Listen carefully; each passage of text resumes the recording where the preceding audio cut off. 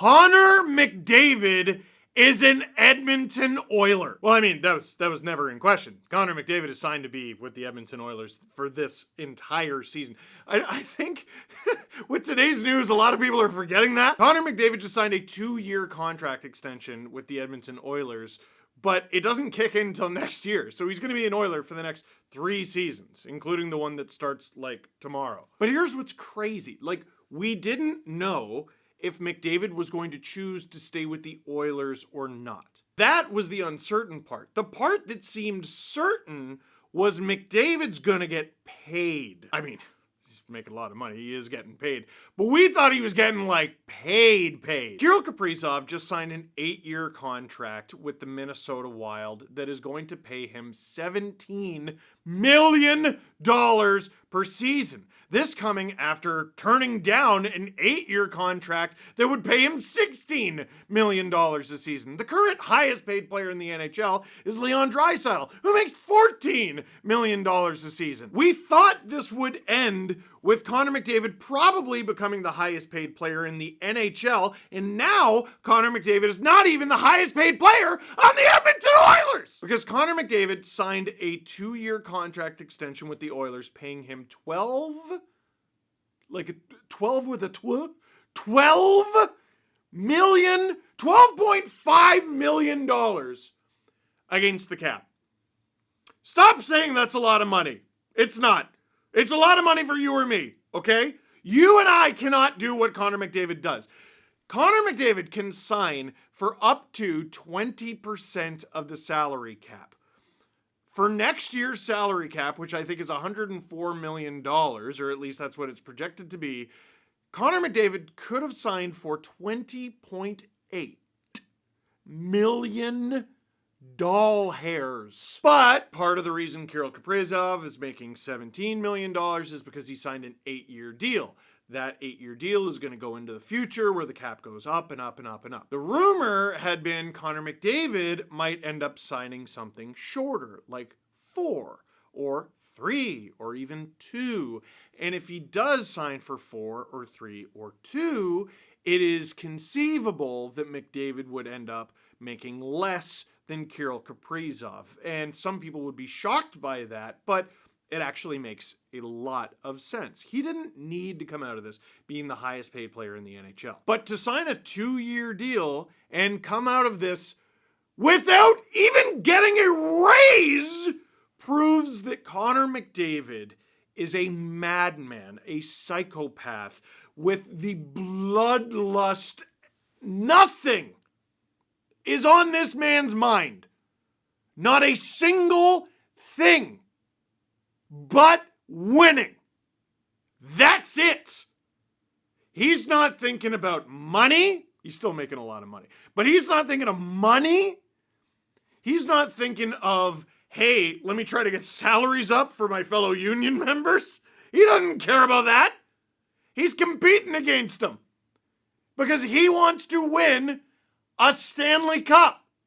This guy just went to back-to-back Cup finals, and he got further away from his goal the second time. 12.5 is lower than any of us could have imagined. Now, Jake Wollman signed a contract extension with the Edmonton Oilers too. 7 years, which is more than I thought he was going to get. $7 million per. It's more than I thought he was going to get, but I also didn't think he was going to get 7 years, so 7 sort of makes some sense. Part of the reason the Edmonton Oilers can afford to do that is because of Connor McDavid. I said this on the podcast today, and I'm going to say it again. I'm planting my flag. The Edmonton Oilers are going to win the Stanley Cup at some point in the next 3 years. At least one of them. The year where they're least likely to do it is this year, and that's just because the cap hasn't gone up by that much yet. But during the 2 seasons of this deal, oh my God, I'm on puckpedia.com right now. The Edmonton Oilers have $834 in projected cap space. That's very funny. For this season and the 2 seasons that follow, the Edmonton Oilers have Leon Draisaitl, Connor McDavid. It's crazy seeing Connor McDavid listed second because he's not the highest paid. Leon Draisaitl, Connor McDavid, Zach Hyman, Ryan Nugent-Hopkins, Trent Frederick, and Vasily Podkolzin signed. That's just up front. Add to that Evan Bouchard, Darnell Nurse, and now Jake Wallman, and maybe, most importantly, neither goalie. For years, including this year, the Edmonton Oilers have been tinkering around the edges. They're able to take one or maybe two moderate swings. Like, they're not going out and getting like a bona fide, oh wow, that's a needle mover kind of player for their top six. They're going out and getting a guy like Andrew Mangiapane, who's fine. He's perfectly fine. He might end up being okay. Doubt he gets back to scoring 35, 40 goals. Maybe he does, probably doesn't. More realistically, he's going to be somewhere between 15 and 20. Might kill some penalties for you, put up like 40, 50 points. That is good. You might even call it very good, but it's not earth-shattering. I don't think you're understanding that Connor McDavid left how much money on the table.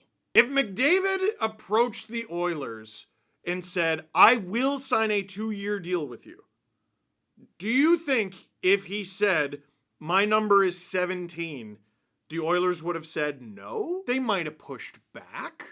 They might have said, we'd like you to take longer if you're going to sign for that amount of money, but I don't know if they just straight up say no. Conservatively, McDavid just saved the Oilers like $3 million per season on the salary cap. Probably closer to 4, probably closer to 5, could be something like 6. Dude, Kaprizov is elite. He's truly elite. Go look at all his numbers, he's elite. Connor McDavid, it just clears him in everything. Kirill Kaprizov is not close to Connor McDavid because no one is close to Connor McDavid. They're going to be able to add up front or on D or in net. They're going to be who's not signing there? Who is that afraid of cold weather? Listen, I say Connor McDavid is hell-bent on winning. He just signed a $12.5 million deal, essentially extending his current deal. Who around the NHL is better equipped to get Connor McDavid a Stanley Cup than the Edmonton Oilers? You might look at your team and go, well, you add Connor McDavid to my favorite hockey team, and they win the Stanley Cup. Yeah, okay. Can your team afford Connor McDavid, though? If he signed this deal with your team, could they afford him? Probably not. Follow-up question. If they could afford him, did they just go to back-to-back Stanley Cup finals? And you might say, well, my favorite team would move anyone off their roster in order to get Connor McDavid. Well, then your team would take a step backward, like a significant step backward, and then they would add Connor McDavid. The question is not, is your team a Connor McDavid away?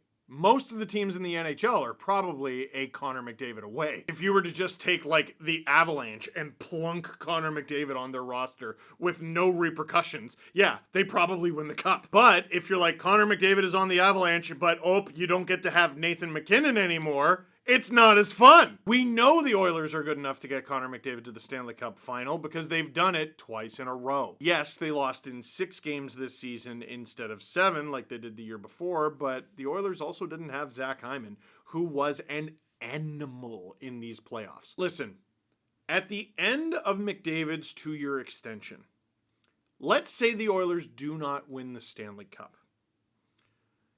It will not have been Connor McDavid's fault. This is a player who is far and away the best of his generation. By the end of his career, might prove to be a top 5 forward of all time, creeping into the top 5 player of all time conversation. He's that good.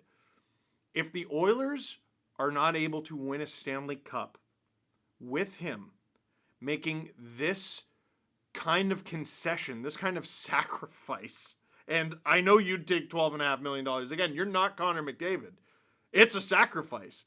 If the Oilers cannot get it done, no one will blame him for leaving. But once again, just to repeat myself from earlier, they're winning a Stanley Cup.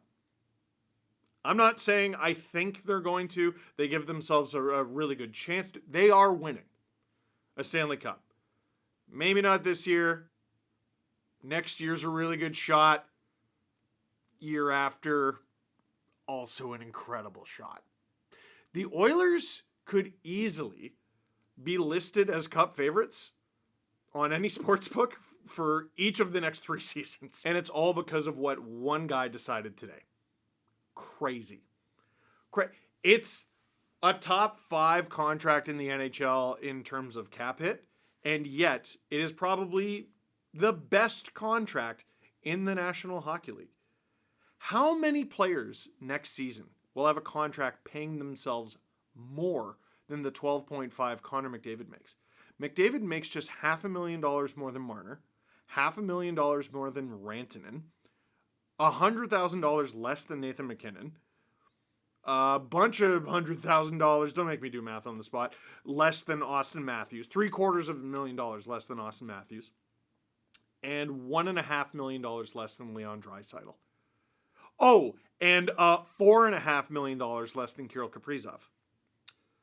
Is McDavid going to make less than Eichel next season, who's a pending UFA? Is he going to make less than Panarin next season, who's a pending UFA? Cale Makar ain't signing for less than that, and his contract's going to expire over the course of McDavid's new deal. Quinn Hughes, I don't think he's signing for less than that. McDavid, by the end of this contract, might not be a top 10, 20 highest paid player in the NHL. If the Oilers cannot win a Stanley Cup over this 2-year contract extension, Connor is gone, but that won't be a problem. They're winning the Stanley Cup. Do you agree? Let me know in the comment box down below. For now, that is it for this one. Thank you very much for watching. Click like if you like this video. Click subscribe if you really liked it. Tell all your friends. At some point this season, or the next, the Edmonton Oilers and Connor McDavid are winning the Stanley Cup.